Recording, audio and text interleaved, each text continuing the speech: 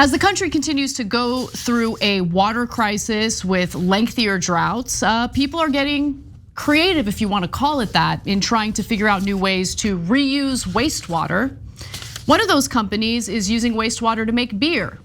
So here is an example. It's from Epic Cleantech, and they have found a way to make beer using bath water that's been reclaimed from a San Francisco skyscraper. No. Yeah, that's right. That's the correct answer. The correct answer, especially in a state like California that has decided to take a significant portion of our rainwater and just dump it into the Pacific Ocean. The answer is no to this. There's better solutions. This ain't it. Yeah. Okay, I reject it. I refuse it. And all of this like nonsense about like, no, but these private companies that are finding ways to clean the wastewater and make it safe for human consumption are never gonna screw you over. They're never gonna cut corners. The water's gonna be totally safe. Enjoy. No, I reject it. Come on. Yeah. What are we doing? So look, guys, there's rational things you could do to recycle the water. So what we normally do, and I think this is a really good thing, is we take the water that comes out of the sink, the showers, etc., and you recycle it for the crops. And that's good. You use it in agriculture, and it has no harm at all. It's already treated, and then put in the ground, right? And if you say, oh my God, well, what if it has waste? First of all, it doesn't come from the toilet. Second of all, I got news for you. A lot of the food grows on manure waste, yes. Right? And second thing that they do is they recycle it within the building and it's used to flush the toilets. Now the water's already dirty, already treated, you use it to flush toilets, good. We're recycling in a positive and logical way, right? But once you start getting into, I'm gonna take the dirty water and I'm gonna make beer out of it. No. Okay, first, hell to the no. Yeah. Okay, but secondly, there's a hidden giant problem here.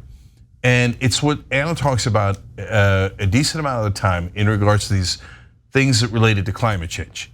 When you put all the onus on the individual, it makes them not want to do anything about climate change. So when in reality, the governments are responsible for like 95% of the issues.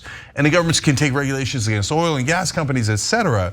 But those are going to make all the difference. Whether you use a paper straw or not, I mean, I don't want to break your heart, but it's literally not going to make any difference, okay?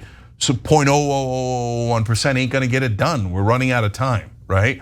But what it does do is it makes everyone hate the climate change movement because no one likes paper straws. Now I'm using a comical example, right? But there are other issues that pile on top of that, right? And now they got the scaremongering about the gas stoves, etc. But when you put in toilet beer, I know it's not really toilet beer, but but it appears that way, then people think, oh my God, if we do climate change, I'm gonna have to drink toilet beer. Don't. That is enormously counterproductive. Yeah, and Cenk, please, they don't use toilet water. They use bath water for the beer, and that's not a problem. I mean, it's got your stink of the day in it, but they clean. The private company, which is doing the right thing here, cleans it. So it's safe for consumption for now, until the private company decides that its investors need a better return on investment and they cut corners. Yeah, and don't panic, guys. Now, the good news about the government is that they are not allowing this. You can't sell it. You can't make a commercial business out of it. So that's why these guys are like, look at how great this invention is. Not great. Okay, and then they're giving away the beer so people will try it and stuff. So you might try it once just out of morbid curiosity, okay? But the government's right to put a regulation on this and say, no, you're not allowed to sell this. The government would also be right, and I'm talking about the local government here in California, to maybe invest in our infrastructure so we don't waste the rainwater that we get. Because that's currently what's happening. There's a significant portion of our rainwater that just flows into the Pacific Ocean, even as the local officials have their hair on fire over drought. Yeah. What are we doing? What are we doing? I want to give you a few more details about this company because I don't want anyone to think that they're literally like consuming toilet water right now. That is not what's happening. But if we keep going in this direction, I can see a day when it does happen. San Francisco has emerged as a global leader when it comes to the advancement of water reuse in the built environment. It is the first US city to pass an on-site water reuse regulation that requires new developments of 100,000 gross square feet or more to install and operate an on-site water reuse system. This framework has become a model for many other cities looking to develop their own local water conservation programs. Oh, goody. The company called Epic Cleantech recently announced that they were operating the first approved and operational gray water reuse system in San Francisco. 1550, a 40-story luxury high-rise in San Francisco, partnered with Epic Cleantech to help recycle 7,500 gallons of water per day from 550 homes. The water that's being recycled mostly comes from showers, sinks, and washing machines.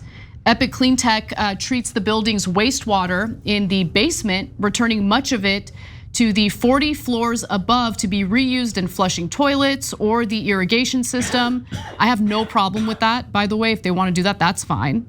California law prohibits redirecting the treated water to taps for drinking, but once filtered, the water is transformed from a murky, thick gray to a crystal clear liquid, which will meet or exceed federal drinking quality standards, says co-founder Aaron Tartakowski.